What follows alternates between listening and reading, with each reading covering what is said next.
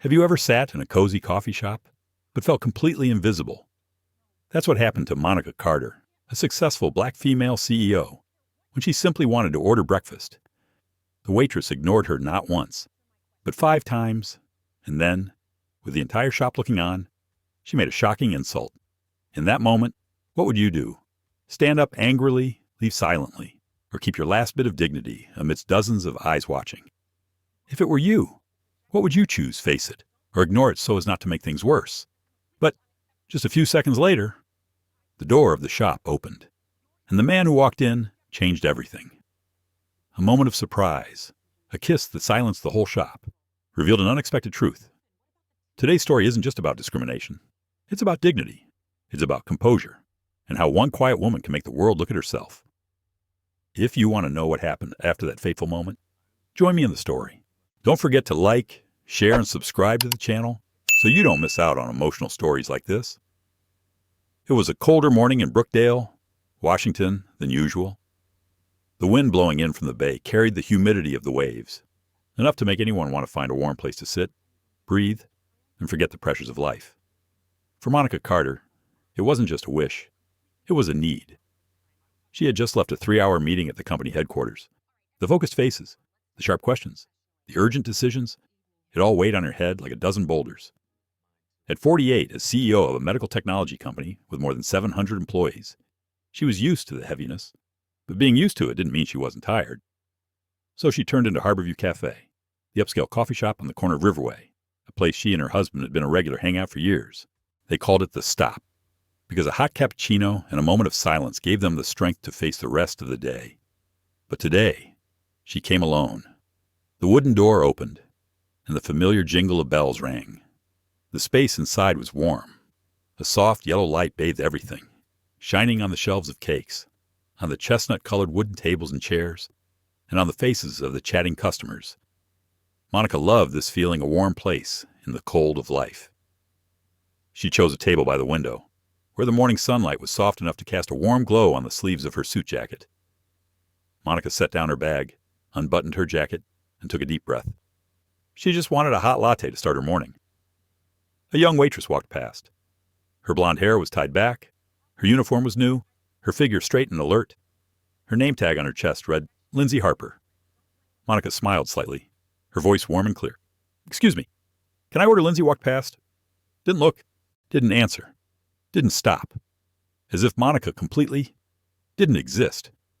Monica blinked, but kept her smile. She didn't want to think too far ahead. Maybe Lindsay was busy. Maybe she wasn't listening. But as Lindsay turned to wait tables behind Monica and flashed a smile so wide that Monica could see her white teeth, a strange feeling began to creep into her chest. The waitress bent down and said cheerfully to a middle-aged white couple, Good morning. What would you two like to order today? Her voice rang out clear, crisp, an enthusiasm that was only 2 steps away from Monica. Monica watched silently. As Lindsay straightened up and turned to leave, her eyes swept across Monica so quickly that if one hadn't noticed, anyone might have thought it was just an accidental glance. But no, Monica sensed it clearly. It was a familiar look, a look she had seen 1,000 times in her life, a judgmental look, a you don't belong here look. And then Lindsay kept walking, without stopping. Monica pursed her lips. Her chest heaved slightly, but her face remained impassive. Years of running a large corporation had taught her that silence was sometimes the strongest armor, but silence could also be painful, if repeated too often. She tried again.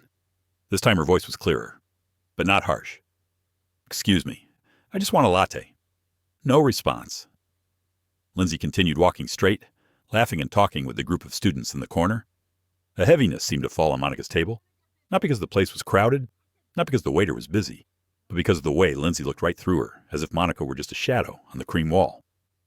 At the table across, a young man nudged his friend. See, she's being ignored. His friend nodded slightly, whispering, I think the waitress did it on purpose.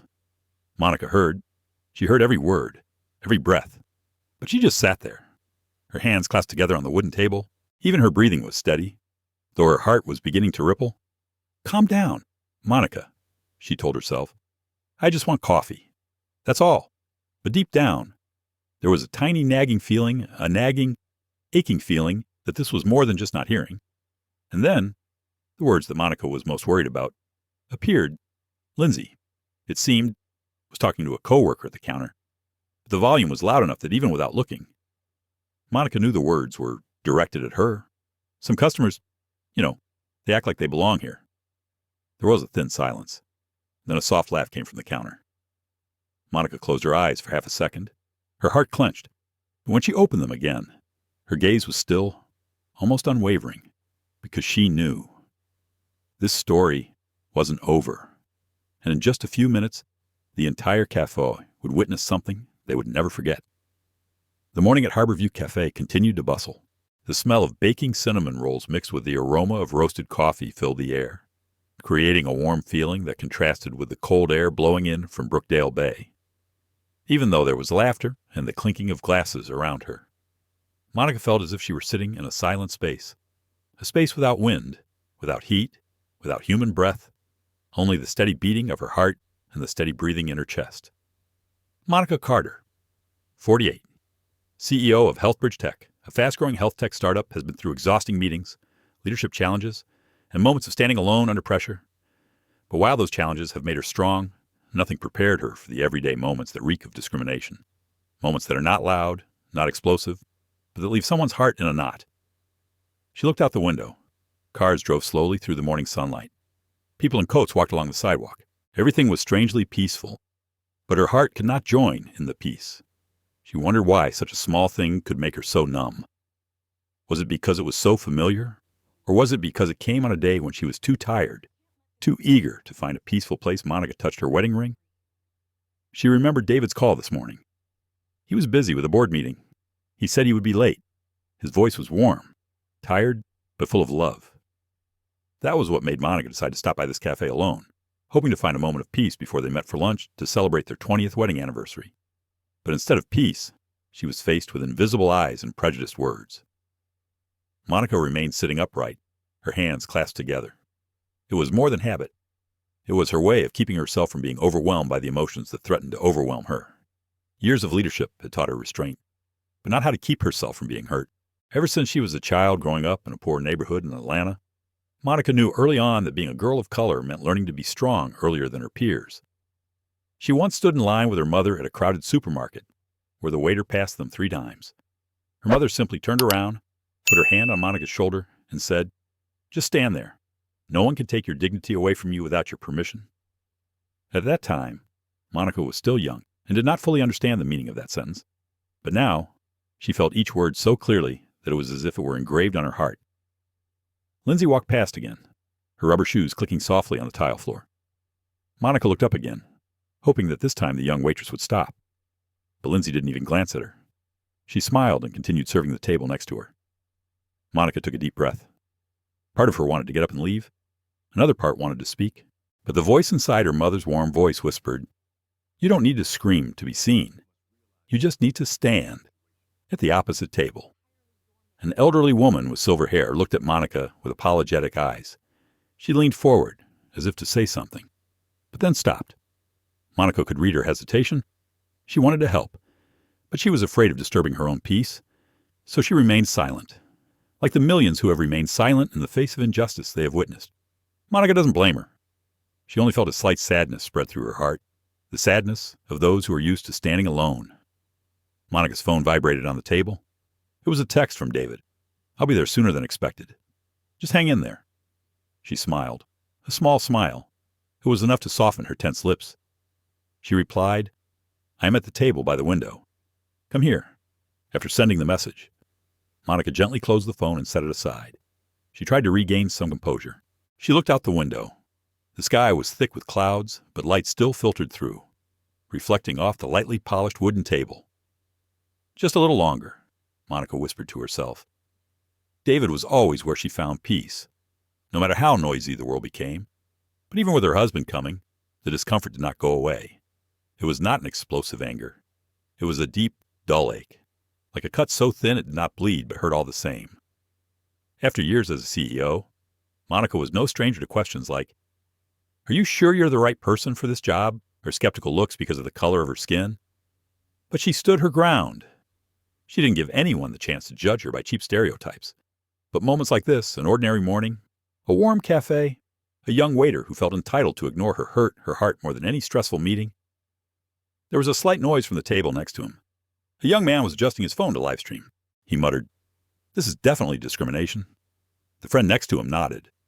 Monica heard, but instead of feeling relieved that she was being defended, her heart felt heavy. Her story was being turned into a social media segment. A moment watched, commented on, shared, when the one who was really hurting was her. She wondered if the people filming understood how she felt, or were they just waiting for a dramatic moment to attract views? Still, she didn't move, didn't get up, didn't leave, didn't react, because sometimes strength isn't about doing something. Strength is about choosing, not to run away. A strong wind blew against the glass doors. The tree branches in the yard shook slightly. Monica glanced at the clock on the wall. David would be here in a few minutes, and she had no idea that his appearance would change the entire atmosphere in the cafe. And this quiet story would turn into a moment that anyone present that day would never forget. But right now, before the drama happened, she was just a woman of color, sitting alone by the window, trying to maintain her dignity in a situation where that dignity was being tested every minute. The doorbell rang suddenly, but it wasn't David who entered. It was just another group of young people. Monica looked up reflexively, then back at the glass door, her hands unconsciously clasping together. Her heart beat faster. Not because of Lindsay, not because of discrimination, but because of the feeling that something was coming. One thing will completely change this moment, and when it does, the whole Harborview Café will no longer be as quiet as before. The air in Harborview Café was still warm and familiar, but right around the table where Monica Carter sat, there was an invisible chill that no one else but her felt more clearly. She sat still and quiet, while Lindsay Harper, the young waitress with her blonde hair tied back, continued to shuttle back and forth, but never spared Monica a proper glance. Lindsay walked past her desk again. Monica looked up and spoke softly. Without hurry, "Excuse me, can I have a latte?" Lindsay stared straight ahead, her face expressionless. She wasn't just ignoring, she was deliberately not listening. A very obvious deliberateness. But this time, what caught Monica's attention wasn't the silence, but the way Lindsay's eyes turned to the table behind her. Her eyes lit up. Her smile blossomed like a flower after a rain, and her voice rose a tone. "Good morning. What would you two like to order today?" Lindsay cheerfully asked a middle-aged white couple. Monica watched every little movement on the young waitress's face, and she knew immediately what was going on. The difference in treatment was as obvious as the difference between light and shadow. The couple laughed and chatted happily with Lindsay, unaware that just a step away from them, a woman was being treated as invisible. Monica put a hand to her chest, where her heart was beating a little faster than usual. Not out of anger, but out of a painful familiarity. How many times had this happened in her life?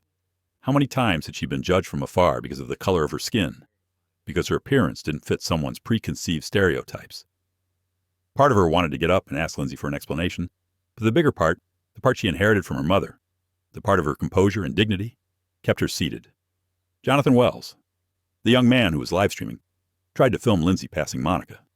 He looked at his friend and whispered, "You see, she's clearly being ignored." "I think it was intentional," replied the friend. The way the waitress smiled at others was different. Monica listened to every word that entered her ears. She did not turn her head.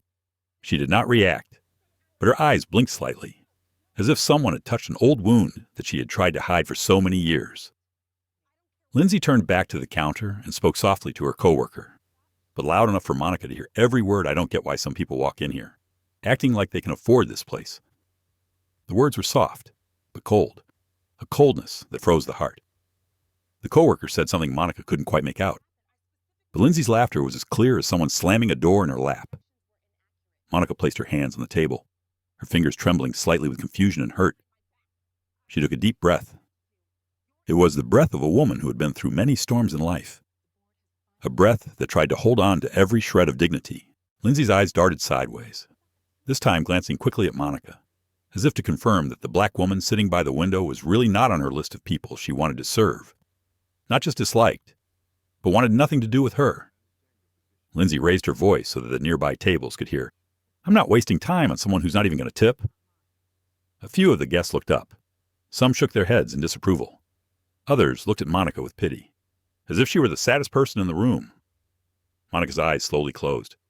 Her heart clenched, not at the words, but at the nakedness of the moment. A moment of ordinary life that those who had never experienced it would think insignificant. But for someone who had lived a lifetime surrounded by prejudiced eyes, it was a stab to the memory. Her insides began to churn. She thought of her company, where she was respected. She thought of the board of directors she had to lead, where all eyes were on her with expectation and trust. She thought of the patients who benefited from the medical technology applications her company developed. She thought of the times she stood in front of hundreds of people, sharing about public health, about technology, about the future. In all those places, she was heard.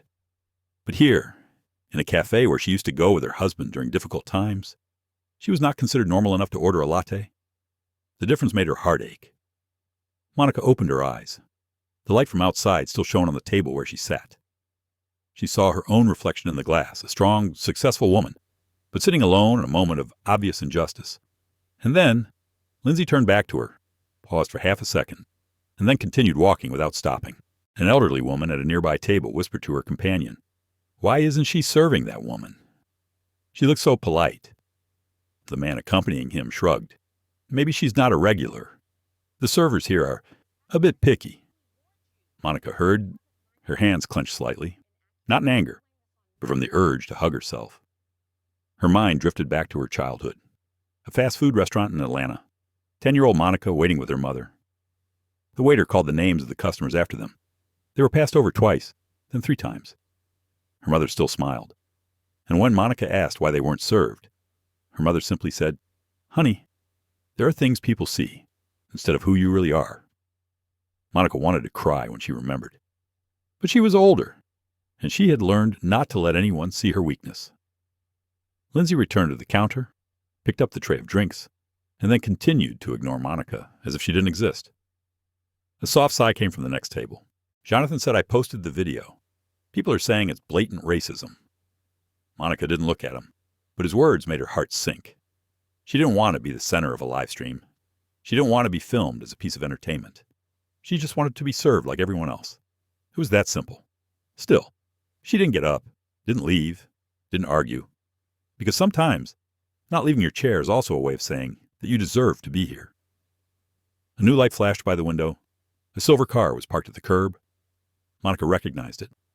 Her heart skipped a beat. David has arrived. Little did she know that his appearance would be the starting point of a chain of events that everyone in the bar that day would recount years later. But in this moment, as Lindsay continued to ignore her, Monica just looked down at the table, held a deep breath, and prepared to face what was about to happen, because everything was about to change. The doorbell of the Harborview Café rang again, but it wasn't a bell signaling peace. It was more like a knock on the tense moment Monica was trying to hold in her chest. The person who entered was a young man who looked hurried, but his eyes were immediately drawn to the scene taking place in the cafe. Cell phones were raised, pointing at the table where Monica sat. The awkward silence was mixed with looks that were half pity, half curiosity. Monica didn't look up. She sat upright, her hands resting lightly on the table, as if the slightest movement would cause all her pent-up emotions to explode. Lindsay Harper continued working behind the counter. She smiled, chatted with her coworkers, and fixed her blonde hair, which had gotten a little disheveled from walking around. But as soon as she turned and looked at Monica, her expression hardened. Not because of realizing the mistake, but because of realizing the audience. Jonathan Wells and a few others were filming this scene. The phones were pointed mercilessly at the young waitress. Jonathan whispered into the live stream, "See 3 times." She served one person after another, but ignored the colored woman. There was clearly a problem. Lindsay heard. Her eyes blinked rapidly. Her hand tightened on the tray as if she were holding evidence against herself. But instead of backing down, Lindsay decided to defend. She walked towards Monica, but not to take an order. Her voice was louder than usual, clearly intended for everyone around to hear. "I told you. I'll serve you when I'm free. Don't make a big deal out of it." The whole restaurant turned around. Monica looked up for the first time in many long minutes. Her eyes were as still as a lake. No anger, no trembling, just a stillness that made Lindsay flinch. Monica replied in such a soft voice that one had to concentrate to hear, "I ordered more than 3 times. So what Lindsay blurted out. She pulled down her burgundy apron and took a deep breath. It seemed the young waitress didn't want to admit her mistake. On the contrary, she wanted to turn the tables. "You're not a regular. It's your first time here. We prioritize regulars. And you look. Lindsay trailed off, but her gaze lingered up and down Monica, as if scanning an item of clothing that wasn't up to par. A few more phones were raised. Jonathan looked straight into the livestream lens. There, you heard it. Everyone. This is discrimination. There is no doubt about it. Lindsay turned to him. Don't shoot me. This is an internal matter. You don't understand. Jonathan didn't stop. He spoke into the livestream, his voice filled with anger. I know enough to know that you don't want a server, and everyone is watching. Lindsay blushed, but not with embarrassment, with anger. Anger at being exposed, anger at being backed into a corner. She turned to Monica, her voice raised. Can you go somewhere else? This is a high-class cafe. If you don't feel comfortable, the door is over there. A few of the guests gasped. An elderly woman at the next table exclaimed, You're too much. But Lindsay didn't stop. I'm just being honest. She clearly doesn't fit in here.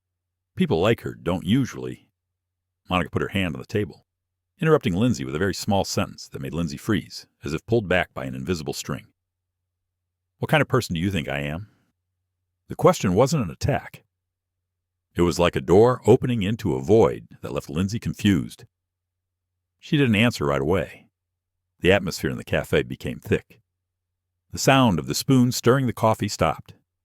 Everything focused on a fragile moment between the two women. Lindsay took a half step back, but then she immediately spoke up. I'm just saying, you don't seem like a regular here. That's all. Monica kept looking at her, silently, unblinkingly, as if she were seeing through Lindsay's feeble defenses. An elderly male guest said loudly, She hasn't even ordered a cup of coffee in 20 minutes. What kind of service is this? Lindsay turned to him, her voice harsh. This is none of your business. As soon as he finished speaking, Jonathan raised the phone higher and said clearly, Now more than 5,000 people are watching. Lindsay stiffened. Monica leaned back in her chair, saying nothing. But her silence was what made the people in the bar feel that this incident had gone beyond a normal argument. It had become a revealing truth, a woman of color being judged, degraded, simply by her eyes and attitude. A strong wind blew in from outside, making the doorbell ring incessantly. The sunlight was blocked by clouds, making the space gloomy, just like Monica's feelings. Jonathan whispered to his friend, I don't understand how she's still sitting there so calmly. Other people would have exploded a long time ago. Monica heard, and inside her echoed a voice of her mother from many years ago. Dignity is your loudest answer. Dignity is the biggest answer. Lindsay gripped the tray tightly, trying to retain her last shred of authority. She said, her voice low but sharp, If you don't leave, you'll be disturbing the other guests. I'll call the manager. Monica took a deep breath. It was a phrase she had heard many times in her life, a phrase that implied that her presence was unwanted. She opened her mouth to say something, but at that moment, a very slight change occurred. Jonathan suddenly looked out the door, eyes wide. Wait, someone is coming. Monica didn't turn around, but her intuition told her that moment was the tremor before the big wave. The doorbell rang again, softly, but loudly. A figure appeared behind the glass door, a figure that Monica recognized even before she could see the face clearly. Her heart trembled slightly. David. But she didn't know that his appearance would not only change the story, but also change every gaze in this room. And what Lindsay did was just the beginning of an incident that would blow up so badly that no one in the cafe would forget it for years to come. The doorbell rang again, this time louder and more defined, as if the entire cafe had been holding its breath for that moment. Monica remained still, but her eyes flickered with deep relief. Not relief, but the presence of the one person in the world with whom she could completely relax. David Carter walked into Harborview Café with his own unique demeanor, a natural calm, the air of someone used to making big decisions every day without fanfare. He wore a long slate gray coat, a dark scarf draped around his neck, his face a little tired from the morning meeting, but his eyes lit up when he saw Monica. He didn't have to search long.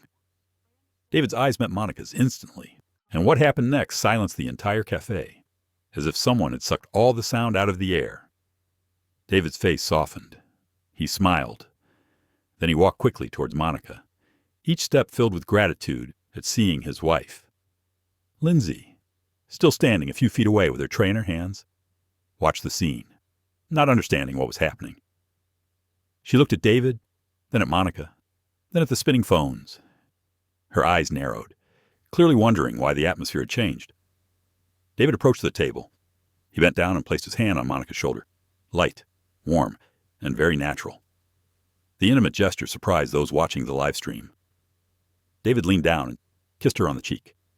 No rush, no shyness. A kiss from a loving husband. From a man who always considers his wife the center of his world. The whole room gasped. Murmurs rose like waves. Wait, they know each other. Oh my God, that's her husband. He looks like someone important. Lindsay stood motionless.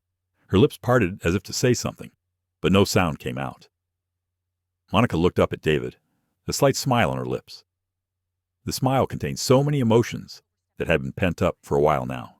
Tiredness, hurt, effort, but also strength built from the love and respect she received from the man in front of her.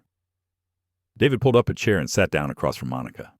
He paid no attention to the phones that were spinning, nor to Lindsay, who was standing frozen in the corner. Have you been waiting long? David asked in his familiar soft voice. Monica looked him straight in the eye. She wasn't lying, but she also didn't want to make this situation her personal tragedy. Just a little, she replied softly. David understood. The man who had lived with Monica for 2 decades needed no explanation. He looked around. Strange eyes were all around them. The tension in the air was so thick he could feel it with his breath. Jonathan Wells whispered into the live stream, I think that man knows what's going on. And it is. David sensed it for a split second. He turned to look for the waiter. His eyes fell on Lindsay, who straightened immediately as if caught doing something wrong. David did not lose his composure, but it was his composure that made everyone shiver. Excuse me, he said. Lindsay was startled, almost dropping the tray in her hand. Yes. Yes. What? Would you like David looked at her as if he was looking straight into the truth she was trying to hide. My wife has been sitting here for a long time, and she still hasn't been served. The whole restaurant was silent, Jonathan whispered. Oh no, this is serious. Lindsay took a half step back. She tried to smile, but it was like a thin shard of glass slowly cracking. I was busy, and I didn't see her reach out to call. David didn't speak, but his eyes narrowed slightly, just slightly, enough that Lindsay felt her breath catch. Monica was about to speak up, wanting to ease the situation to avoid too much public pressure. But David lightly touched the table, a small signal to say that he wanted her, to let him handle it. Lindsay breathed heavily. I didn't do anything wrong. I was just doing my job. David looked at her, and his voice dropped a little. Her job is to serve customers. All customers. Not raised, not threatening. But his words sent a chill down Lindsay's spine. An elderly woman at a nearby table whispered, Finally, someone is speaking up.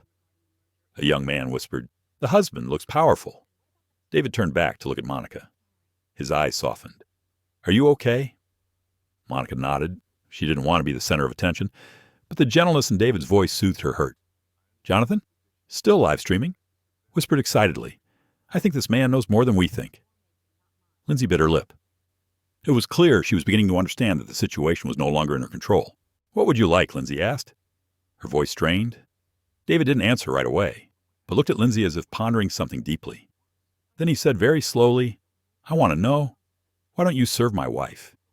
This question was no longer Monica's alone. It was the question the entire cafe was asking. Lindsay swallowed. Her hands shook slightly. Her eyes darted around, searching for an escape. I told you. I didn't hear from her. David tilted his head. She called 3 times. This fact made Lindsay freeze, as if someone had thrown cold water in her face. David continued, She's sitting right here, in this quiet space. And you don't hear. A heavy breath came from the onlookers. Lindsay stammered, Maybe I'm busy. The table behind Monica burst into laughter. She served one person after another. We saw everything. Lindsay turned back, her face red. You guys shut up. David's expression changed instantly. Not anger, but a seriousness that made the whole room sense the power hidden beneath his calm demeanor. You don't talk to customers like that, David said clearly. Lindsay opened her mouth to reply, but the words caught in her throat. David's silence was louder than any shout. Jonathan turned to his friend. You see, he doesn't need to raise his voice. He just speaks. Harborview Café fell silent. Everyone was waiting for something, bigger, deeper, to happen, And they didn't have to wait long. David took a deep breath. Then he placed his hands on the back of the chair and looked at Lindsay, his eyes calm and unnerving. Lindsay. He said her name for the first time. Are you sure? You want to continue this conversation the way you're going? That question does not sound like a warning. It's like the door opens before the storm hits. Lindsay stood transfixed by David's question. Outside the window, the tree branches swayed in the wind, sunlight flickering between the leaves. But inside Harborview Café, no one paid attention to the weather anymore. The crowd was wrapped in a silence as thick as a cold glass, where every breath slowed, as if the whole room were waiting for what was about to happen. David kept his eyes on Lindsay. He didn't need to appear authoritative. His calm was enough to make everyone in the bar feel the contrast between his worldly composure and the wavering of a cornered young waitress. Lindsay swallowed. She looked back at the raised phones, then at Monica. And in that moment, Monica saw the subtle change in Lindsay's eyes. A flash of fear, a flash of panic, a flash of crushed pride. Lindsay blurted out, her voice trembling slightly, but still trying to maintain a defiant tone. I did nothing wrong. I was just telling the truth. If she wants to be served, she should behave properly. The whole restaurant gasped in unison. An elderly woman at a table near the window exclaimed in amazement, Behave properly. She just sat still. A middle-aged man stood up and pointed at Lindsay. We saw everything from the moment you came in. Don't blame the customer. Jonathan brought the phone closer, his voice small but full of weight. Lindsay, don't do that. Over 8,000 people are watching. They heard everything. Lindsay turned to Jonathan, her eyes sharp as knives. Shut up. You don't understand anything. She turned back to David and Monica, still trying to stay calm. I'm just saying, I don't think she had any intention of eating. I thought she was waiting for someone, or just sitting there. A young female guest let out a loud sigh, her voice trembling with indignation. She served the whole place. She didn't serve just that woman. That much was clear. Lindsay blushed. But instead of backing down, she suddenly threw out a sentence that froze the room. Fine. If you really want to know, I don't think she can afford it. So I don't want to waste time. The words fell across the cafe and shattered into sharp shards of glass. One customer almost dropped his spoon. Another was speechless. Jonathan pulled the phone closer to him, surprised. Oh my God, she actually said that. Monica felt her heart thump as if she had received an invisible punch. Not because of Lindsay's words, but because of their bluntness. Because in life, there are injustices we sense, but few people say them so bluntly. David stood slowly. The chair made a softening but clear squeak in the quiet room. Lindsay took a half step back, as if her body reacted before her mind could process it. David looked at Lindsay, his eyes no longer gentle as they had been with Monica, nor angry. They were the eyes of a man who would not tolerate wrongdoing, no matter who it came from. You say my wife can't afford it? David asked. Yeah, well, I'm not sure David asked again, his voice low and steady, each word seeming to tap on the floor. A customer sits quietly at a table, calls 3 times. She walks by 5 times, and she isn't sure Lindsay opened her mouth, unable to say anything more. Several of the guests looked at each other and shook their heads. They had never seen such a glaring imbalance of power. David continued, Do you know what my wife does? Lindsay was silent. The air was thick as fog. She's the CEO of a major medical technology company. She employs hundreds of people. She spends years improving the lives of patients, of communities, of people she's never met. And you look at my wife, and you say she can't afford it. A heavy sigh came from the group of students. One of them whispered, This is when Lindsay knew she was really wrong, Jonathan said on livestream. Oh my God. He didn't shout, but the weight of his words. Monica sat still. She heard every small tremor in David's voice. That protectiveness wasn't aggression. It wasn't male pride, it was love. It was respect. It was the way he picked her up when she was knocked down. Lindsay trembled. Then she suddenly blurted out the last words, as if trying to cling to her remaining dignity. I don't know. I just saw someone who didn't fit in here. Everyone understood what she meant, that Monica was a woman of color, that she wasn't the type of customer Lindsay wanted to serve, that Lindsay looked at the color before she looked at the person, a truth that can no longer be hidden. An elderly woman shook her head. She said that. She finished her own work. David leaned slightly, his hands on the back of the chair, his voice low but clear. Doesn't fit in here. He looked straight at Lindsay. Do you really want to say that in front of my wife? Lindsay opened her mouth, but no sound came out. David continued. So let me tell you a truth. A moment of silence. Then David said, each word clearly, the only person who doesn't fit in here is you. A ripple of murmurs rose. Some guests nodded vigorously. Some sighed in relief, as if someone had just said what they were thinking. Jonathan almost blurted out into the live stream, God. That sentence was really strong. Lindsay paled. Her feet wanted to run, but she stood as if nailed to the floor. Monica looked at David, her eyes warm, not with gloating, but because she sensed the integrity in his words. He wasn't defending her with anger. He was defending her with the truth. Jonathan continued to spin, his voice excited. This moment is exploding on livestream. Thousands of people are spamming. Tell her. A middle-aged customer said loudly. He's right. It's discrimination, and we all see it. Lindsay had nothing left to hold on to, no excuses to justify her bias. She looked around for a sympathetic look, but saw only disappointed faces. And when she turned to Monica, she saw only calm. No grudges, no anger. Just a woman who has been hurt, but still maintains her dignity. That made Lindsay feel smaller than any reprimand. Harborview Café fell silent. Everyone understood that. The real trouble was just beginning. The air in Harborview Café was still thick after David's last words. Lindsay stood there, her hands shaking, her face as pale as a sheet. Every excuse she had prepared in her head had collapsed. And what frightened her most was not the eyes around her, but Monica's silence. A silence so calm it broke down every defense Lindsay had tried to build. At that moment, a woman in a black shirt hurried out from behind the bar. It was Rachel Turner, the bar's assistant manager. She heard the whispers, saw the raised phones, and immediately realized something was out of control. Rachel saw David and Monica first, then looked at Lindsay. For just a second, panic flashed across her eyes. Lindsay whispered, her voice breaking, Rachel, I didn't mean to. But Rachel didn't answer Lindsay right away. She walked closer to David, her face full of worry. Sir, I'm truly sorry if anything happened. I don't know the situation, but I promise to take care of it immediately. David looked at Rachel. His eyes were stern, but not angry. He knew Rachel had nothing to do with this, but he also knew that at this point, the truth needed to come out so the matter wouldn't be covered up. He asked, Have you been watching from the beginning? Rachel shook her head. No, sir. I'm checking the warehouse in the back. Jonathan, standing a few steps away, raised his phone. The live stream was still active. You should watch this, he whispered, eyes never leaving the screen. Rachel hesitated, but then she stepped closer to Jonathan. He held the screen closer to her. It showed Lindsay pacing, ignoring Monica, laughing with other customers. The biased comment, the dismissive look, the dismissive tone about affordability. Rachel stared. Her face slowly changed. Oh my God, she gasped, her hands covering her mouth. Lindsay, Lindsay stiffened, her eyes red. I was just telling the truth. I didn't do anything wrong.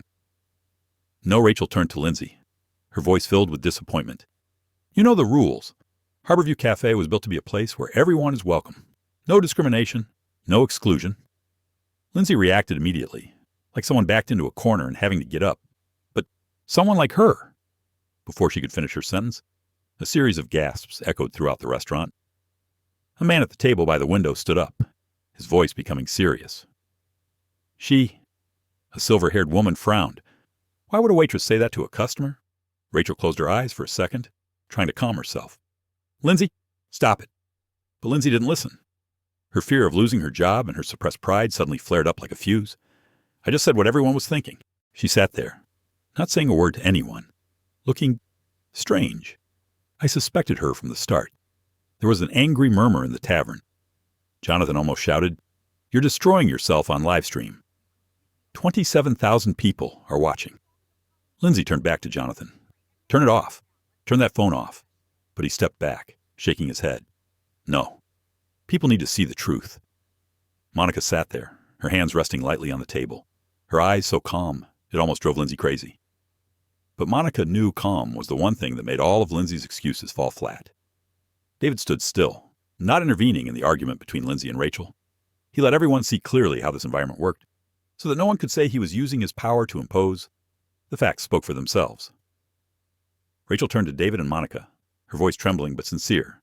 I, on behalf of the shop, apologize to you two. This is not how we do business. Never. David nodded slightly. You didn't do this, but you need to understand. This kind of behavior doesn't just hurt my wife. It hurts the reputation of the entire restaurant. Rachel bowed her head. Yes, I get it. A moment of silence. Then David continued. The real owner of this place will need to know this. Rachel's eyes widened. Sir, do you know the owner? In the restaurant immediately? Someone whispered. He asked in a way as if he knew the owner. Rachel swallowed, her voice low. The owner rarely comes here. I've only met him a few times, but I can report. David looked straight at her. No need to report. Rachel blinked, not understanding. David stood up straight, his voice deep and clear. Because the owner is me. The room was packed, but the sound of a spoon falling was audible. Jonathan gasped, almost forgetting he was on the live stream. The two people at the corner table looked at each other in shock. Rachel took a step back, her hand on her chest. You, Mr. Carter, you are, Jonathan whispered into the phone. Plot twist. Here it is. This is the viral clip of the night. A young customer looked at Monica, then at David, and whispered, the owner's wife was discriminated against by the waiter right in his own restaurant. This is something that no screenwriter could have come up with. Lindsay stood still for a second. Then, as if the floor had been knocked off her feet, she staggered. No. You can't be the owner. If I knew, I wouldn't, David asked again, this time his voice deeper. If you knew I was the owner, would you have served my wife? Lindsay clenched her hands, her lips trembling. I mean, if I had known, I would have done differently. Rachel sighed, her voice falling like a sentence. That means you only respect guests when they have power. The entire bar seemed to tilt to one side. Those who had been silent before now shook their heads and sighed. Monica looked at Lindsay, neither angry nor pitying. She understood a person's true colors are revealed when they think no one matters. David turned gently to Monica. Are you okay? Monica nodded slightly. I'm fine. The whole bar saw everything. And that was the moment Lindsay really broke down. Not because she lost her job, not because David owned the bar, but because she realized no one in this room was on her side. No one. Jonathan turned the camera towards Monica and whispered into the live stream. She was so unbelievably calm. That was class. Rachel turned back to David. Mr. Carter, how do you want to handle this? David looked at Lindsay for a long moment. Not hasty, not hot, not spiteful. He just said what is needed is not punishment. It is to show that such an attitude cannot exist in this place. And when he said that, everyone knew Lindsay would no longer be working here. Harborview Café, which just an hour ago had been a place where people were enjoying their afternoon coffee, now had the atmosphere of a hall filled with emotions. Everyone in the cafe seemed to be in two states at the same time, stunned and waiting. Stunned because what had just happened was beyond their imagination.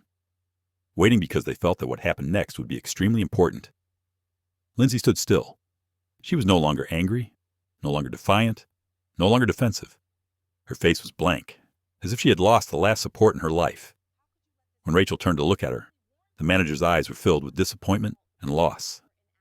Lindsay, Rachel said softly but firmly, you know this can't be ignored.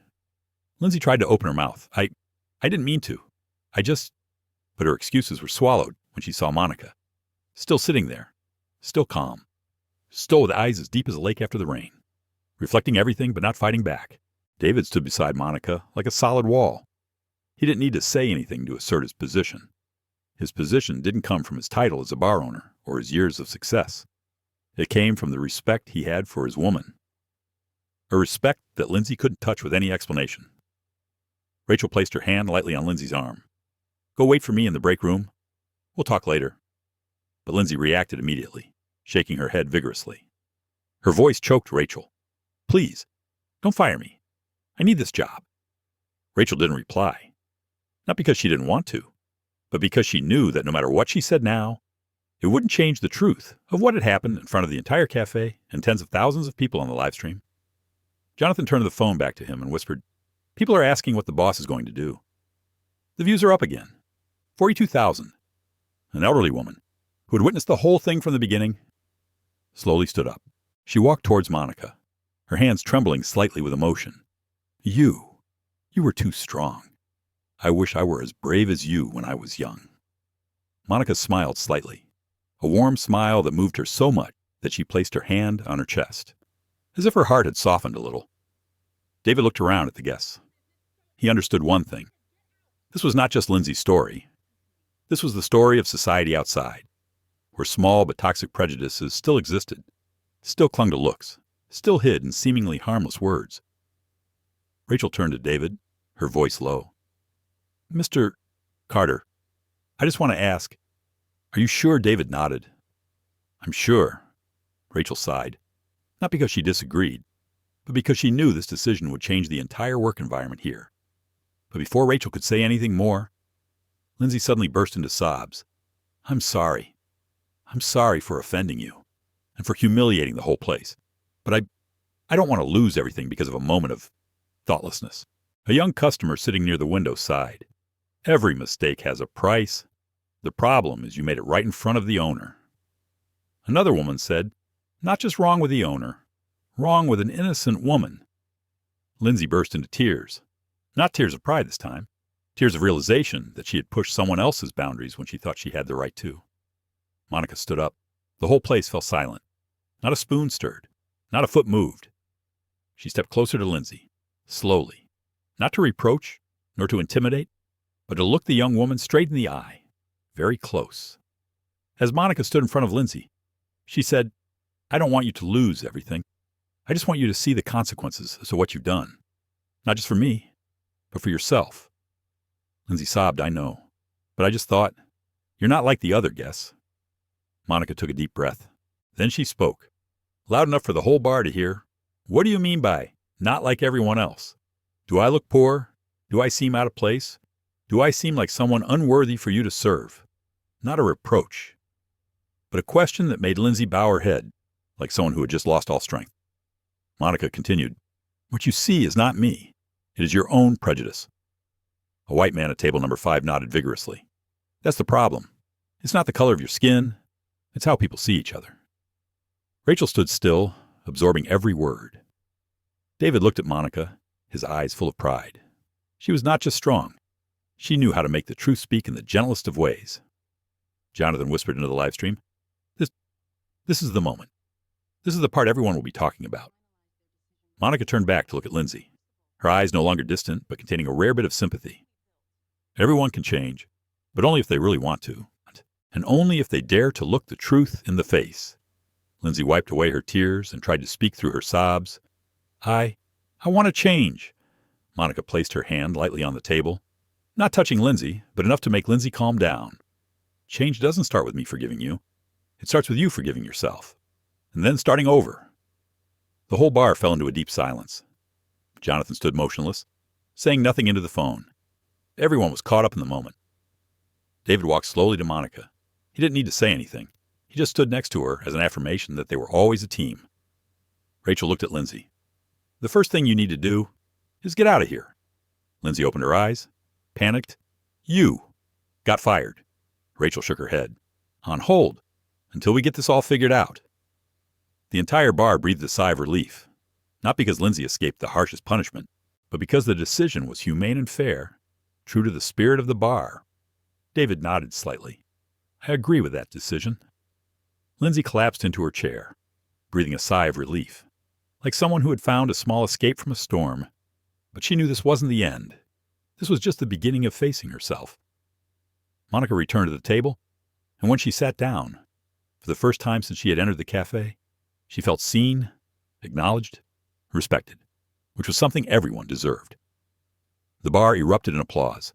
Not loud, but long enough, genuine enough to fill the void Lindsay had left. Jonathan turned the camera toward Monica and David and whispered, I think this is not just a story about discrimination. This is a story about how a woman maintained her dignity in the face of being treated badly, and how a community chose to stand on the side of what was right. And tens of thousands of viewers on the live stream simultaneously liked, commented, and shared, because they knew this moment was more than just a drama. It was a lesson that society needs to repeat many times over. The mood at Harborview Café gradually calmed after Lindsay's suspension, but the calm was like a lake after a heavy rain. It appeared calm on the surface, but underneath, the swirling waves refused to subside.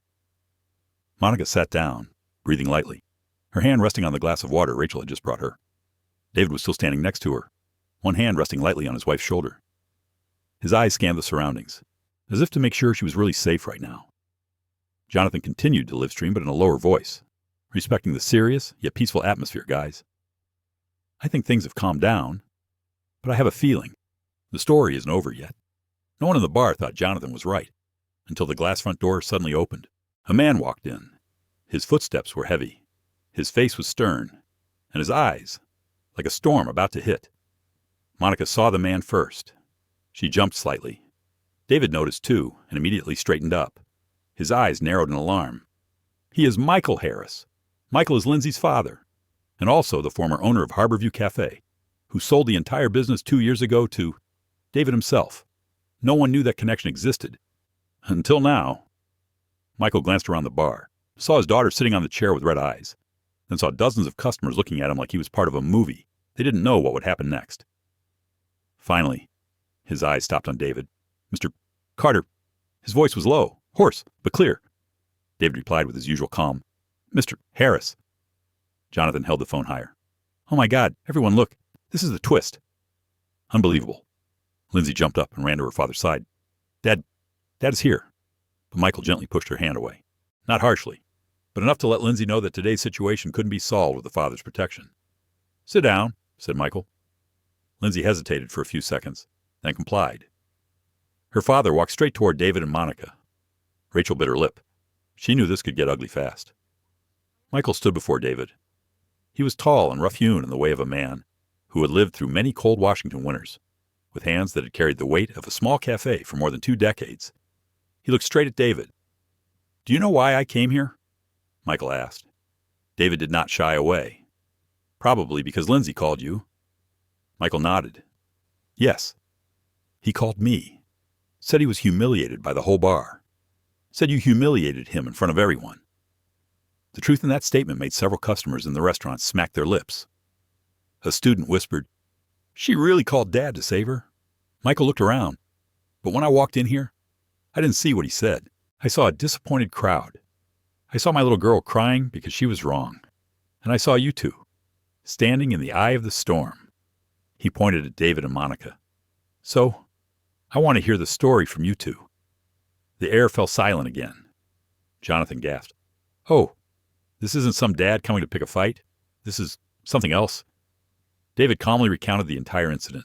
No additions, no omissions, no embellishments. Monica stood by, listening to every word, and occasionally her eyes briefly met David's as a confirmation that he was telling the truth. Michael finished listening, his 2 hands clasped together, placed in front of his stomach like someone trying to stay calm. Then he asked Monica, his voice softer, Miss Carter, is what my daughter said true? Did she really treat you like that? Monica looked at Lindsay for a moment before answering. She didn't want to make Lindsay out to be a sinner, but she also didn't want to hide the truth. Her voice was small but clear. Yes, she did, and she hurt me. Michael closed his eyes for a few seconds. His face tightened slightly, as if he were trying to swallow something very difficult to accept. Then he turned to Lindsay. Do you have anything to say? Lindsay bowed her head. This time there was no defiance, no anger, just tears running down her cheeks, rolling over her chin and onto the floor. Dad, I was wrong. Michael did not step closer. He stood still, but his eyes softened. Where did I go wrong? Lindsay sobbed, from looking at her with prejudice. Jonathan whispered, This is the admission of guilt that everyone was hoping she would say. Michael let out the longest sigh he had since entering the bar. Then he turned to David. Mr. Carter, I know you are a fair man. We did business together 2 years ago. I sold this restaurant to you because I believed you could do better than me. David nodded slightly. You believed correctly. Michael continued. And I also believe you don't want to destroy a young girl's future in just one afternoon. Monica looked at Michael. She felt his pain. A father torn between the truth and his love for his daughter. But David replied in a deep, mature voice, I don't want to ruin anyone's future. But I can't let this go either. What Lindsay did wasn't just wrong. It's a lesson. Michael was silent for a second. Then he said something that surprised everyone in the bar. If you let me, I want to discipline her myself. The whole restaurant was bustling. Rachel whispered, "Oh my, this has never happened before." David asked, "What are you going to do?" Michael looked at Lindsay. "You will not be fired." Lindsay raised her head, eyes wide. "But," Michael continued, "you have to start over. From the lowest position, not serving, but clearing tables, washing glasses, learning to respect people again. From the most humble jobs." There was a long silence. Lindsay opened her mouth. "Not." Michael shook his head. "This is the only way you will learn what I learned, that no one is below you, and you are above no one." The cafe nodded in unison. A middle-aged customer exclaimed, "He handled it so right." Rachel looked at David, waiting for the final decision. David looked at Monica. She was silent for a few seconds. Then she nodded slightly. David turned back to Michael. "I agree," Lindsay cried, but this time not out of fear, but because she understood she had been given a second chance, a chance to reinvent yourself. Harborview Café seemed to begin to quiet down after Michael's decision and David's agreement. But the silence lasted only a few seconds, very brief, very fragile, because something else was growing, beyond their comprehension. Jonathan was still holding the phone. The live stream hadn't stopped. He checked the screen and his eyes widened in disbelief. Oh my God, everyone. The live stream has surpassed 120,000 viewers. He gripped the phone so tightly his knuckles turned white. No way. It's spreading nationwide. A nearby customer tilted his head to look. Nationwide? What do you mean? Jonathan nodded vigorously. There are people from New York, Texas, Florida, even people from Alaska watching. The comments are increasing by the second. People are sharing Monica's story. The old woman gasped. Oh my God, this has gone beyond the scope of a cafe. And just then, Rachel's phone rang incessantly. There were probably more than 6 calls at once, from employees, suppliers, even regular customers. Each call lasted only a few seconds because they all said the same thing. They saw the live stream. They asked what was going on. The local paper is getting the clip. Rachel turned to David, her voice full of worry. "Mr. Carter, this is growing out of my control." David wasn't surprised. He'd been in business long enough to understand how social media can spread. But he kept his cool. We have to deal with it as it really happened. No cover-ups, no embellishments. Jonathan stepped back a bit and spoke to the camera. His voice excited, but trying to keep it respectful. "Everyone is watching. Don't go anywhere. The whole story is unfolding." Michael looked around the bar. His face turned serious as he realized things were going beyond his original plan. Even though I am no longer the owner, the name Harborview Café has stuck with me for 20 years. I don't want it to become a symbol of hate or discrimination. Monica looked at the old man. She understood his concern. When you spend your whole life in a place, you don't want it remembered in a bad light. She said softly, "I know you are not the cause of this." Michael breathed a sigh of relief, as if a burden had been lifted. But the live stream just got hotter and hotter. Comments were pouring in like a flood. Jonathan read a few lines. They said this had to be in the big papers. Someone asked to write an email to the mayor. There are comments saying Harborview Café should be a model for how to handle discrimination. Rachel was shocked to hear Mr. Carter. I think we're facing a media event that no one in the bar has ever really faced. Monica looked at everyone, then at Jonathan's phone. Her eyes were thoughtful. She didn't want to be a victim in this, but she didn't want to take it to extremes either. "David," she said, "what do you think we should tell people? Live streaming is making things go viral so fast." David looked at Monica for a long moment, as if weighing his words. Then he turned to Jonathan. "Can you turn here for a moment?" Jonathan was startled. "I filmed you." "That's right." Jonathan brought the phone closer, and the entire bar held its breath. The shot widened. David stood next to Monica, with the customers watching in the background. David said, his voice low, clear, and calm, so that everyone could feel the steadiness in every syllable. "I know a lot of people are watching this live stream. I know today's story has made a lot of people angry and sad, but please hear me out on this." He squeezed Monica's hand gently, as a gesture of reassurance. This story is not about destroying a young person like Lindsay. It is not about creating a storm of hatred. It is not about proving who is right and who is wrong by insulting each other. A thick silence fell over the cafe. The live stream also died down. David continued.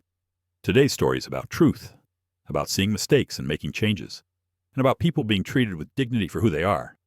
Jonathan whispered. Gosh, he hit the nail on the head. David continued. If you watch the live stream and want to spread this story, spread it right. Share what Monica did today, her calmness, the respect we should have for each other. Monica looked at David, her eyes trembling slightly. Michael stood behind, slowly nodding. David concluded, I believe Lindsay can change. I believe everyone can. The important thing is that we face the truth and move towards a better future. Jonathan almost choked as he spoke into the camera. Did you hear? This is not a scandal clip. This is a coming-of-age story. When Jonathan put the phone down, the cafe erupted in applause. Not applause for punishment, applause for the kindness they had just witnessed. Rachel wiped the corner of her eyes. She hadn't expected David to approach the matter with such humanity. She had braced herself for a storm, but David had chosen to temper it with compassion. Monica looked around.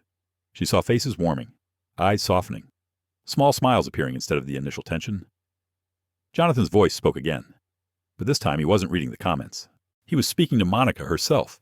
Miss Carter, I just want to say, you have made thousands of people believe in good things. Monica smiled softly. I just did what I thought was right. Just then, Jonathan's phone vibrated loudly. He glanced down, and his eyes widened again. David, Monica, everyone has to see this. He raised the screen, his voice excited. National news is making our story big. The whole restaurant exclaimed. Rachel was stunned. Michael took a deep breath. David squeezed Monica's hand. Monica closed her eyes as if to calm herself down before the truth. Her story was no longer a case of discrimination in a cafe. It became a story of all America. The news spread faster than the aroma of morning coffee in Harborview Café. When Jonathan raised his phone, the screen lit up with the interface of a national television channel, and the entire cafe almost stood still. The female MC's voice rang out, round and sharp, with the professional quality typical of American media. We recently received a live stream that attracted hundreds of thousands of viewers from a small cafe in Washington state where a woman of color was discriminated against. But what caught our attention was not the act itself, but our husband and the new owner of the shop confronted and resolved the situation. The whole restaurant gasped. News, nation, talking about them. Jonathan swallowed Monica. You're on TV for real. Rachel held her head, almost losing her balance. Oh my God, I never imagined this would happen, right at the shop I work at. Michael stood beside him, his eyes sunken but calmer than before. He looked at the screen and sighed. I have been in business for over 20 years, but I have never seen a small matter turn into a big matter so quickly. Monica just stared at the screen without blinking. Not because she was starstruck, not because she was proud, but because she heard clearly what the host was saying. This was no longer her story. This was the story of a whole community of people who had suffered the same trauma as her. MC continues. In the video, the wife sat calmly for more than 20 minutes, being ignored, insulted, and belittled, but she did not react negatively. Instead, she chose to remain silent and maintain her dignity. Her calmness is being praised by thousands of viewers. A young customer suddenly whispered Miss Monica, That's what everyone's saying. Your calmness makes the story doubly powerful. Monica remained silent. She felt something deeper rising inside her. Not sadness, not anger, but memory. Memory she always tried to hide. David looked at his wife. He immediately noticed the change in her eyes. Are you okay? His voice was deep. Monica nodded slightly, but it wasn't a confession. It was a defense, something she rarely did with David. Jonathan shouted again, Oh, they asked you to come on live tonight. Really? They were asking if you would be willing to come on and share your story. The whole bar was buzzing. Customers were looking at Monica as if waiting to see what icon she would become next. Rachel covered her mouth. Shocked. They want to interview you. The same day, Michael looked at Monica with a worried fatherly gaze. Miss Carter, this can be stressful. You don't have to accept it. Monica said nothing. The murmurs around the bar, the flurry of messages on Jonathan's phone, the expectant looks on everyone's faces, all faded into background noise. She felt like she was standing on a stage in a large hall, the spotlight shining on her face, the crowd in darkness. Suddenly, her mother's voice rang out in her head. Monica, you have to be strong, but never let that strength kill you. She closed her eyes for a second. Another image came flooding back. The first time she was refused service, when she was 16 in a small restaurant in the old town, she didn't cry. She just stood there, like today. But after that, she hid in her room for days. She learned to be quiet from then on. Are you okay? David asked again. This time, Monica didn't flinch. She opened her eyes and looked straight at him. Her gaze was deeper than usual, like two layers of emotions intersecting, strong and vulnerable. David, I don't know if I'm ready for the world to see me. Jonathan heard that and immediately ended the live stream. He put the phone down, his throat dry. I'm sorry. I didn't think it would go this far. Monica smiled softly at him. It's not your fault. The story just finds its way. Rachel approached, her voice soft. If you want, I can decline the interview for you. David held Monica's hand tightly. You don't have to prove anything to anyone. You just have to do what makes you feel safe. Monica looked out the window. Outside, Seattle was gray as usual. A light rain was falling on the pavement, making small circles on the glass. The sight made her feel like she was standing between two great choices. One path was silence, like the past. The other was confrontation. I've been silent all my life, Monica said, her voice low. But sometimes silence is a wound. Michael nodded slightly, as if understanding what she said. The atmosphere in the cafe became warm, but heavy at the same time. Everyone could feel the change in Monica. Jonathan looked at her like a hero. You're not just speaking for yourself. You're speaking for millions of people out there who have suffered the same thing as you, but are afraid to speak up. Monica turned to look at Jonathan. But sometimes heroes get tired. Jonathan. He bowed his head. For the first time, he felt the true weight of what was happening. In that moment. David squeezed Monica's hand even more, understandingly, not imposingly. You have a choice in how this story continues, he said. Whatever you choose, I will stand by you. Monica let out a deep sigh. The sigh carried years of suffering, painful memories, and the exhaustion of being strong for too long. I want time to think, Monica said softly. Everyone nodded. No one pushed. No one rushed. It was the first time all day that Monica was truly herself again. Not an icon, not a victim, not a livestream character, just a woman trying to find answers. She stood up, bowed slightly to everyone, and said, I need to go outside for a bit. I need some air. David started to follow, but Monica placed her hand on his, lightly, but enough to let him know she needed space. She opened the door and stepped out. The small bell on the door rang. The sound was soft, but resonated deeply into everyone's hearts. A cold wind blew, carrying the smell of sea rain into the air. Monica stood under the porch, looking out at the rain-soaked streets of Brookdale, and then a tear silently fell, not for the pain today, but because she knew the next part of the story would not only touch the world, but also touch her heart, the place where she had buried so many things. The afternoon in Brookdale was the typical gray of a northwestern winter. The rain was no longer heavy, leaving only a thin mist covering the roofs and trees along the winding roads leading to the suburbs. Monica drove slowly, her hands lightly gripping the steering wheel, her eyes fixed on the distance, but her mind drifting to places very old, very deep in her memory. She didn't turn on the radio. No music, no voices, just the gentle wiper sound across the windshield, each beat as steady as the breathing of someone holding their breath.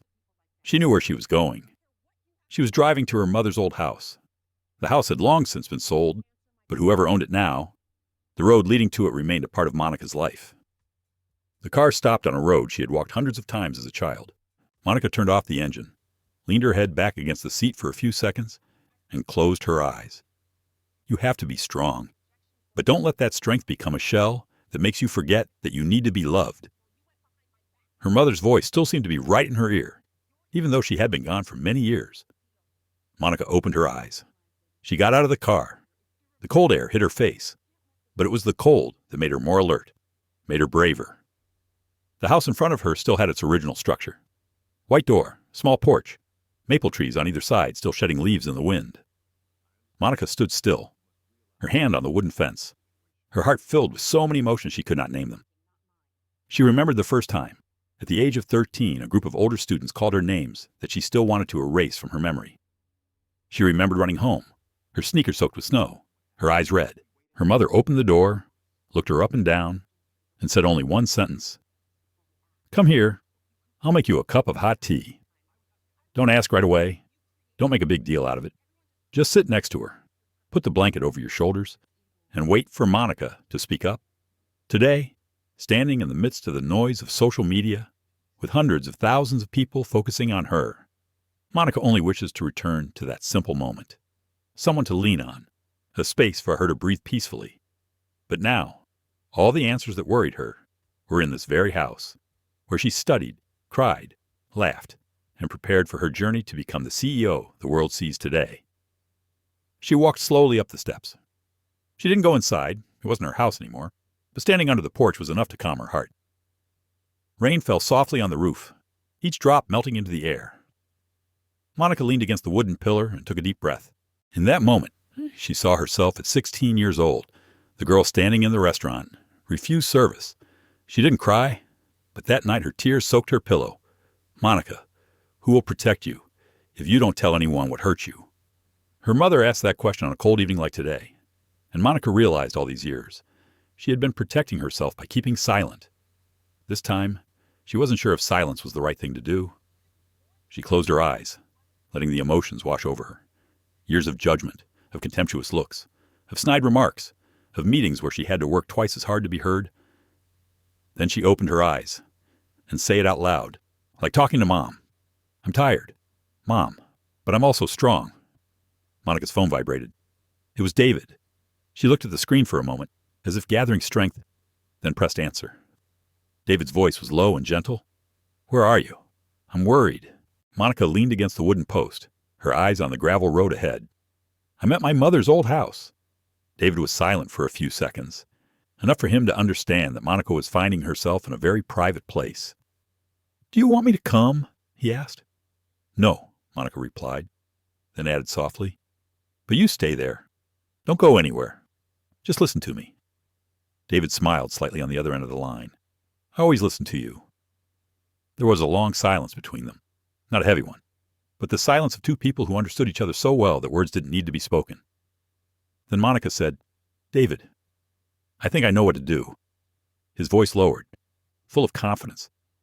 I believe you. Monica relaxed her shoulders. For the first time since morning, she felt a weight on her chest. I will be interviewing tonight. David was not surprised. He just asked, why? Monica looked up at the window that used to be her room as a child. Because the child you were back then deserves to see you stand up. She took a breath. And because there are millions of people out there, every day who are going through the same thing I am going through today, I don't want them to think silence is their only option. David spoke softly, as if placing his hand on her heart over the phone. I'm proud of you. Monica's cheeks burned with emotion. She looked at the old country road, the maple leaves rolling under her feet, and saw one thing very clearly. Pain does not go away, but it can be transformed into strength if you dare to look at it directly. David, Monica said, her voice trembling but firm, I will speak tonight. Not to retaliate, but to remind everyone that self-respect is not something that can be taken away with a look or a word. I'll be there, David replied, in the front row. Monica smiled, a soft but powerful smile. I know. As she stepped out from the porch to return to her car, a gentle breeze blew by. Maple leaves swirled and fell at her feet, as if Monica's own memories were being returned to their proper place. She opened the car door, got in, and put her hands on the steering wheel. Her eyes reflected in the rearview mirror, calm, thoughtful, no longer heavy as before. Tonight, she will speak, not to be iconic, but to become yourself, to make Monica Carter's name more than just a live stream, but a reminder that human dignity is never judged by the color of your skin. She started the car and turned back toward downtown Brookdale. Her journey is not over yet. It's just the beginning. That evening, the lights from the National Television Building reflected off the rain-soaked street, creating long golden streaks like old film strips. The air was chilly with the Seattle winter, but inside the lobby it was hotter, because everyone knew this was going to be the broadcast that the whole country was talking about. Monica walked in, wearing a long, dark brown coat. No one needed to introduce her. The lobby staff recognized the woman who was on every news bulletin, in millions of online discussions, and in the hearts of so many who watched the live stream. She didn't walk like a celebrity, but like someone with a heavy story that needed to be told. David walked right behind her, not cutting ahead, not pulling his wife's hand. He walked just close enough so Monica knew he was there, as he had been for 20 years. The host, an African-American woman named Cynthia Hall, approached. Her eyes were warm, deep, and understanding. Ms. Carter, It's an honor to meet you, Cynthia said, her voice low but friendly. We want this program to be a place where you can speak in your own voice. No pressure, no embellishment. Monica smiled slightly. Thank you. I just wanted to share what needed to be said. Cynthia nodded. And we're here to listen. When Monica entered the dressing room, Jonathan was standing inside with a soaking wet coat. He had just run in from the parking lot. His breath barely even... You really came, Jonathan said, his voice low so as not to break the silence. Monica put her hand on his shoulder. Are you okay?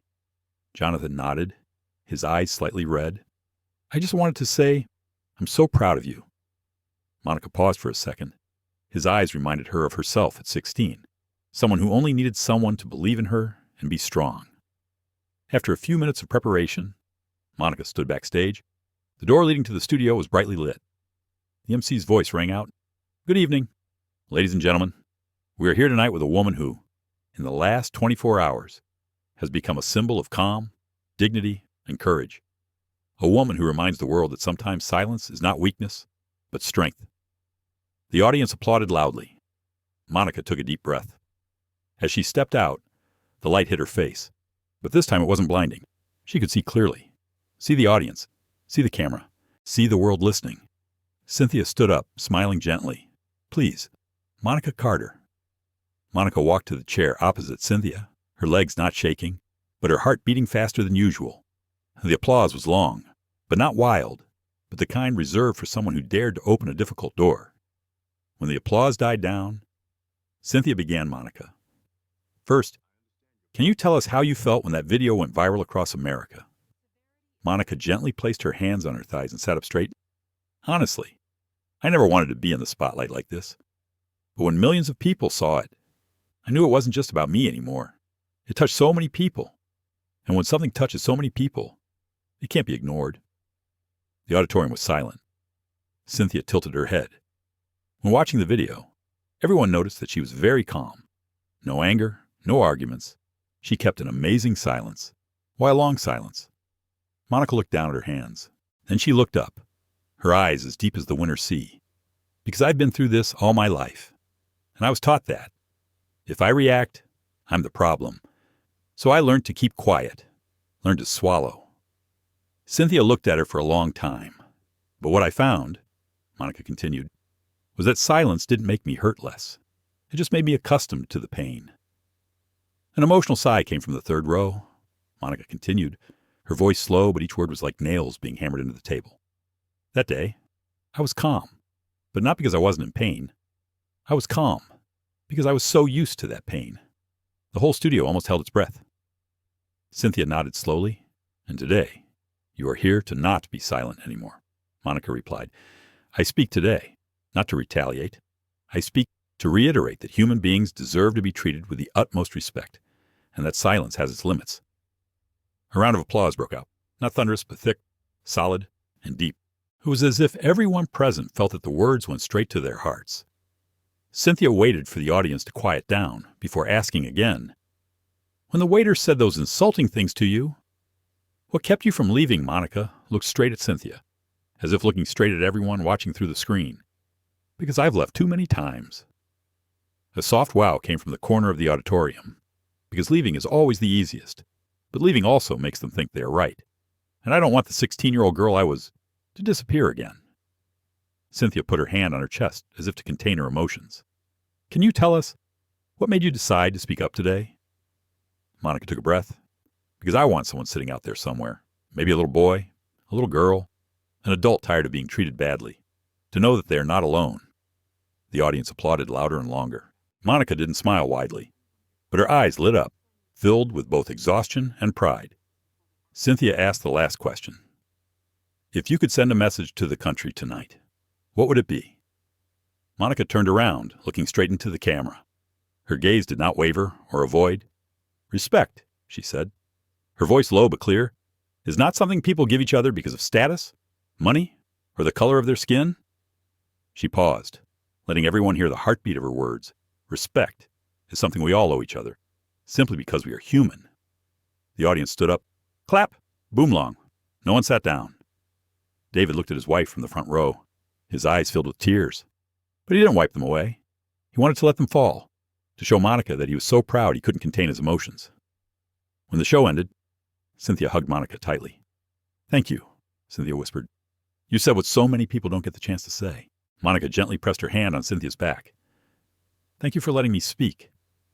As she left the studio, the street lights reflected in the car mirror, and Monica saw her face in it.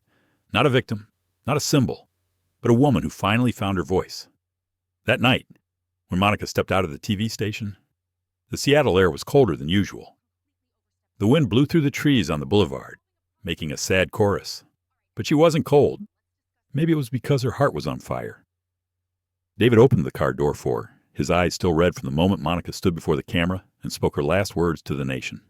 He said nothing, because in that moment, words were useless. He put his hand on her back, lightly, but enough for Monica to feel his pride.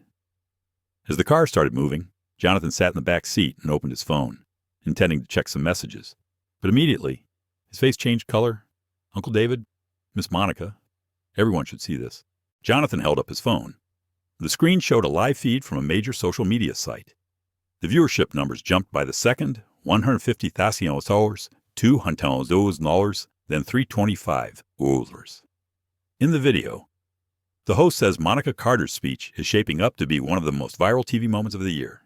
Major cities like Atlanta, Chicago, Houston, Los Angeles have all had hundreds of thousands of people retweeting it. David slowed down, as if to hear better. Jonathan continued reading on Twitter. The hashtags Monica Carter and Dignity is not optional were trending, with many artists, politicians, and civil rights activists sharing her speech with strong support. Monica was silent. Her chest felt tight with an inexplicable tightness. Not fear, not pride, but a feeling that was both too big and too real. Jonathan swiped up the screen. "Can I read some comments?" David looked at Monica through the rearview mirror, waiting for approval. She nodded. Jonathan began reading. One woman wrote, "I am 52 years old, and for the first time, I've seen someone say what I have been silent about for years." A man commented, "I watched the video with my son. I want him to know that dignity is more important than silence." A teacher shared, "I will play Monica's speech for the whole class tomorrow. It is a lesson that is not taught in textbooks." Jonathan's voice gradually trembled. "Miss Monica, I think there are a lot of people who need to hear what you have to say." Monica turned to the window. Outside, the yellow lights of the city reflected on the glass, blurred by warm breath. She said nothing. She just closed her eyes to hide her overflowing emotions. David placed his hand on hers, his fingers squeezing lightly as a reminder that she was not alone. When they arrived at Harborview Café, where it all began, the sight before them made all three stop for a few seconds. The cafe is not closed.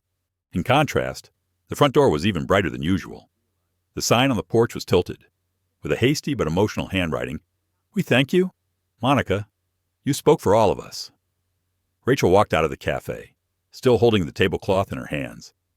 Seeing Monica, she almost ran over. "Miss Carter! Oh my gosh! People have been coming here since you appeared on TV. They want to thank you."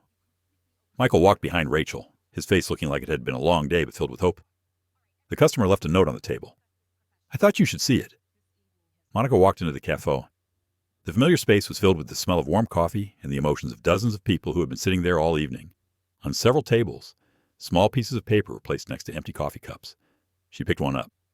"Thank you for reminding me that I don't have to suffer in silence." Another sheet. "You taught me how to stand up straight again. Stand up." Then another sheet, in childish scribbles. "You are so strong. I want to grow up to be like you."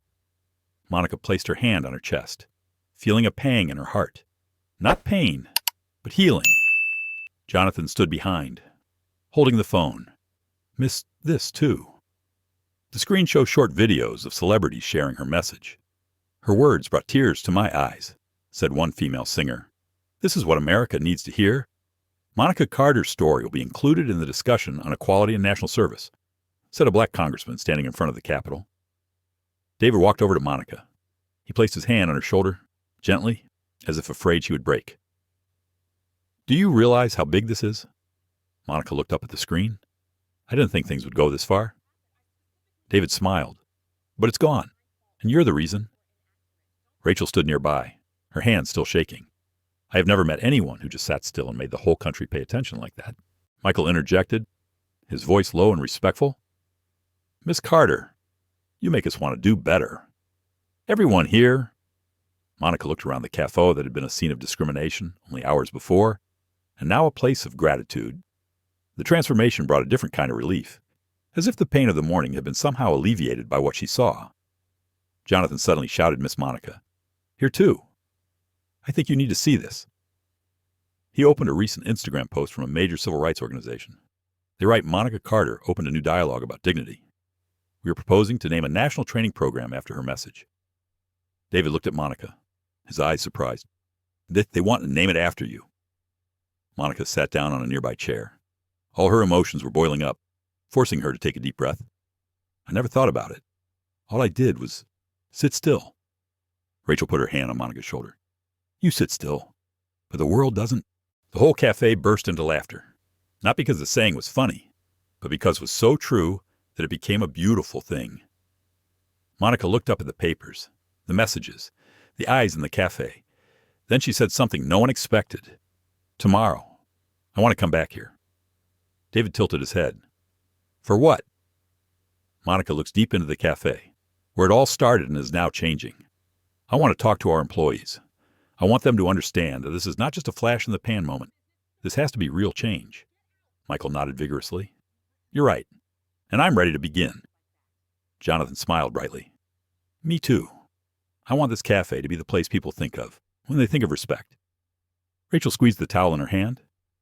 "I have never felt so proud of where I work." David put his hand on Monica's back and whispered just enough for her to hear, "You turn your hurt into strength. That's something not many people can do." Monica leaned lightly against him. "I didn't do it alone. Everyone helped me."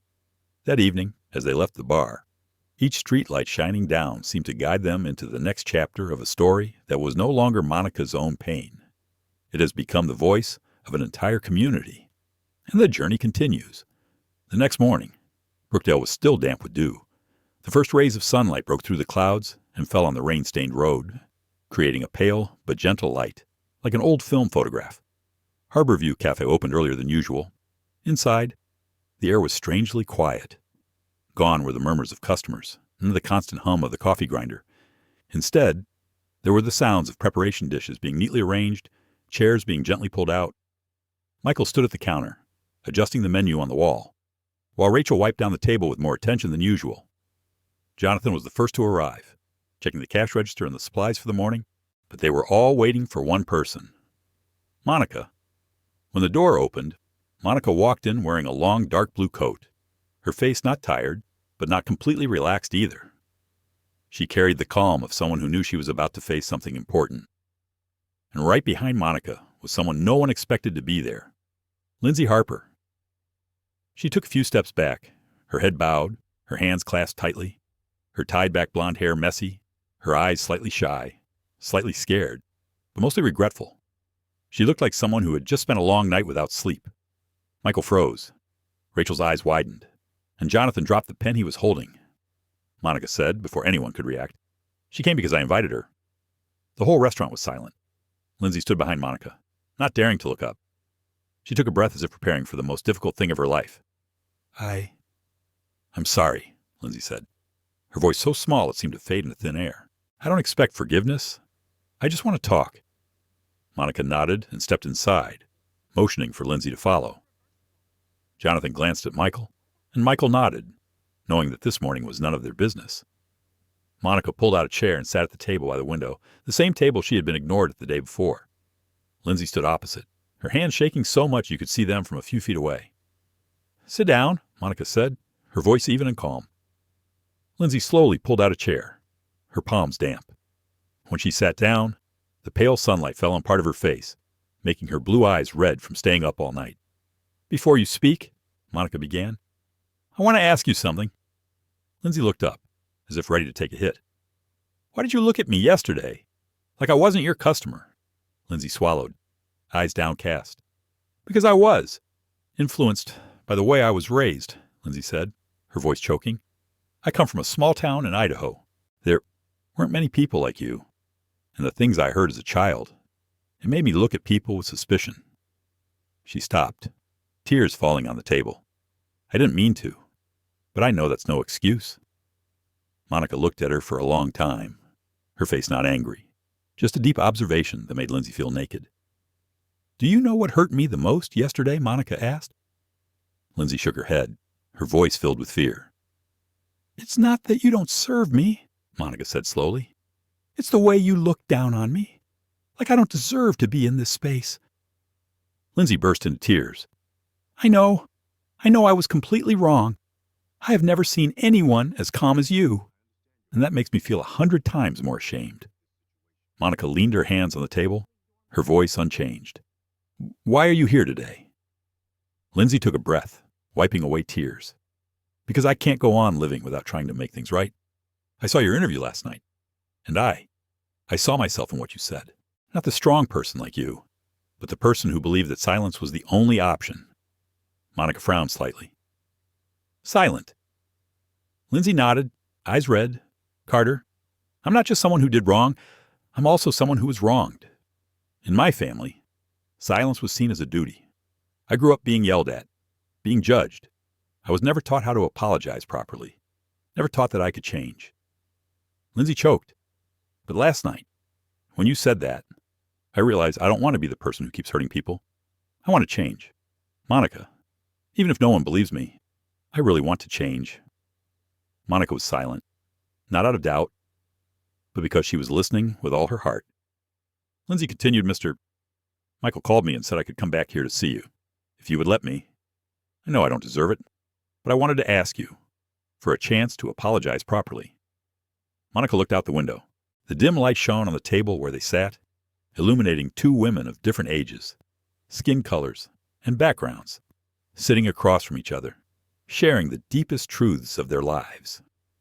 She said, "You know, Lindsay, I'm not perfect. I've been silent too many times." Lindsay looked up, eyes surprised. Monica continued, "I was silent when people judged me in school. I was silent in meetings when my voice was ignored. I was silent when I was first refused service. And I thought silence was the way to keep the peace." She paused for a moment. "But yesterday, I realized that silence sometimes only protects the wrongdoer, but not yourself." Lindsay bowed her head. "I get it." Monica looked straight at Lindsay. "Today, I am talking to you, not to punish you, but to let you know your change is as important as anyone else's." Lindsay burst into tears again, but this time they were not tears of fear, but tears of seeing the door open. "I want to learn," Lindsay said. "I want to make things right." Monica tilted her head. "Are you willing to listen to what I have to say, even though it won't be easy?" Lindsay nodded vigorously. "Yes, I am ready." Monica said, "Respect is not optional. It's fundamental. You can make mistakes. You can grow from them, but only if you're honest. So I want you to fully participate in the unconscious bias training we're going to be giving you. I want you to volunteer at the community center for 3 months. And I want you to look at the person you decided to ignore and not do it again with anyone." Lindsay nodded repeatedly, as if afraid the opportunity would disappear if she didn't grasp it tightly. "I will. I promise." Monica looked deep into those eyes. She felt fear, shame, but most importantly, she felt sincerity. She stood up. "Lindsay, you are allowed to make things right. Everyone deserves a chance." Lindsay stood up, and to everyone's surprise, she hugged Monica. Not a casual hug, but the hug of someone starting over. "I don't know how to thank you," Lindsay sobbed. Monica patted her on the back, her voice warm as the morning sunlight. "Give thanks by becoming a better person." Jonathan stood near the counter watching it all, his eyes filled with tears. Rachel put her hand to her mouth in excitement. Michael nodded, as if seeing what he had hoped for most happening. And David, standing by the door, looked at Monica with the eyes of a man who knew that the woman he loved had just done something that not everyone had the courage to do: forgive and give hope. Harborview Café had a very different atmosphere that afternoon. Sunlight slanted through the large glass windows, casting warm yellow streaks across the floor. The scent of freshly roasted coffee wafted through the air, and the chatter of groups of customers was just loud enough to feel lively, but not loud. Just yesterday, this place was the epicenter of a tense confrontation, a moment that social media fueled into a national debate. But now, the cafe seems calmer and warmer, as if the sky has cleared after a storm. Monica walked into the bar with David. She wore a simple white blouse, her hair tied back. David gently placed his hand on her back as they walked further in. There were no awkward glances, no excessive curiosity. Everyone looked at her with respect, sincerity, as if they had just learned something that everyone should remember. Jonathan had just put the tray of cakes on the glass cabinet when he saw them and immediately smiled broadly. "Good afternoon. Mrs. Carter?" "Mr. Carter." Monica nodded in response. "Hi, Jonathan. The shop looks great today." Rachel poked her head out from behind the counter. "We try to do the best we can after what happened." David smiled gently. "You guys did a great job. Thank you so much." A group of customers sitting near the window were whispering to each other. Then a woman stood up and approached Monica. She had short black hair, a kind face, and bright eyes. "I just want to say thank you. My daughter saw the live stream yesterday. She said she had never seen a woman stand so strong in the face of injustice." Monica bowed her head slightly. "Thank you for sharing this." "No." The woman gently placed her hand on her chest. "We should thank you. My family will remember that lesson." Monica responded with a small but sincere smile. Then the woman returned to the table, leaving a strangely warm atmosphere in her wake. Meanwhile, Michael emerged from his office. His eyes seemed brighter than yesterday, less heavy than one might expect from a boss burdened with great responsibility. "Monica. David. I'm glad you two came." Monica stood up straight, smiling slightly. "We want to see how things progress." Michael pulled up a chair and sat down next to them. "We have started preparing an anti-bias training program. A few local organizations have reached out to support. I am also working with the city council. We will probably roll it out more broadly in the next few weeks." David nodded slightly, looking satisfied. "That's good, Michael. But more importantly," Michael continued, "was the attitude of everyone in the bar today. I think everyone grew up after that." Monica looked around and realized Michael was right. The atmosphere in the bar wasn't awkward after a drama. It was warm, like someone who had just learned a big lesson about respect. And then the door opened. A figure walked in. Lindsay Harper. Gone was yesterday's uniform. Lindsay wore a light shirt, jeans, and a few folders. She stopped when she saw Monica and David sitting by the window. She took a deep breath, her shoulders shaking slightly. Jonathan looked at her, nodding encouragingly. Rachel gave a small smile. Michael stood up. Lindsay walked towards Monica with slow but sure steps. "Ms. Carter." Her voice was trembling, but her eyes were much brighter than yesterday. "I went to the community center this morning," Lindsay said. "They walked me through the volunteer sign-up process.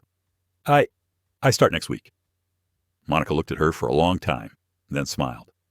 "That's a very good move. I also brought the training materials you suggested." Lindsay timidly handed over the papers. "I've read them. I want to take this seriously." David looked at them both, his face no longer showing the tension it had before. Instead, it was filled with relief. "You're doing the right thing," David said. Lindsay looked at him, her voice low. Thank you. Mr. Carter. I still have a lot to fix." "Everyone has that," Monica replied. "The important thing is that you started." Lindsay bit her lip, then burst into tears a little, despite her efforts to hold them in. Thank you for not closing the door in my face." Monica stood up and walked over. She placed a gentle hand on Lindsay's shoulder. "I don't want to close the door to anyone who truly wants to change." Lindsay nodded, her eyes sparkling as if she had just been freed from a great burden. When Lindsay left, the entire bar breathed a sigh of relief, not because the problem was solved, but because they saw something more beautiful, human growth. Monica returned to the table. David looked at her for a long time, his eyes full of pride. "You did what many people couldn't do." "Monica." She let out a long breath. "I just want this to end in a way that leaves the world a little better." David smiled and took her hand. "You did it.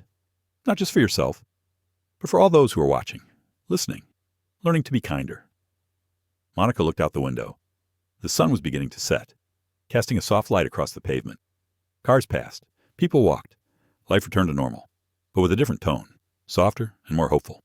She said, "You know, David, yesterday, in my worst moment, I thought I was alone." David moved closer. "But today, I looked around and knew I was not alone. There were people learning, changing, and trying to relearn how to behave properly." David held her hand tighter. "That's what makes me the Monica I am today." She chuckled softly, then leaned her head on his shoulder for a moment. A peace she didn't think she would feel so soon. Michael stood nearby, watching the scene. He sighed. not with fatigue, but with relief. He said softly, "This is why I opened this cafe, a place where people can meet, understand each other, and sometimes heal each other." Monica turned to look at him, and today it did just that. Michael blinked, trying to hide his emotions. Jonathan and Rachel looked at each other, then at Monica, with respect. In their minds, this coffee shop was no longer just a place to work. It had become part of something bigger, a place that could change people. Not long after, a group of guests at the next table turned on their phones and watched the live stream again. A woman said, "This will be the video I show my kids." A man added, "And for my colleagues too. Everyone needs to hear this story." Monica heard it, and her heart lightened, not because of the fame or the tens of thousands of views, but because of the most important thing. What happens does not pass in vain. No pain is wasted, no tears shed in vain. She stood up and took David's hand. "Let's go. I want to go for a walk." David nodded, and they left the bar. The door closed behind them, leaving the inside a bright, hopeful space. Stepping out into the street, Monica took a deep breath of fresh air. Finally, she realized something. Change doesn't come from shouting. It comes from small, heartfelt actions. It comes from conversations. It comes from having the courage to look at ourselves. And it comes from being kind enough to hold the door open for someone else. And she knew tomorrow would be better than yesterday, because today, the light remains. Monica's story is not one of revenge or anger. It is the journey of a woman of color who chose to stand up, not with a scream, but with calm and dignity. In a world where prejudice still exists, her actions remind us that dignity is something no one can take away, unless we abandon it ourselves. The incident at Harborview Café illustrates a painful truth.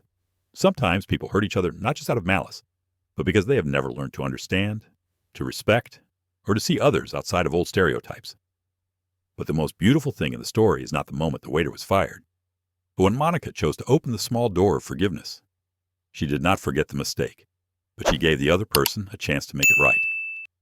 That is a very rare kind of power, the power of kindness. For older audiences, this story can remind us you have been misjudged, overlooked, misunderstood, and sometimes how you act in those fragile moments makes a bigger difference than you think. Discrimination can be eliminated not just by laws, but by small acts, kind choices, and sincere apologies. Hopefully you will find some comfort, empathy, and faith that people, even those who are wrong, can change. Thank you for following this story. If this story touches you, please like, share, and subscribe to the channel to spread kindness and watch more meaningful content.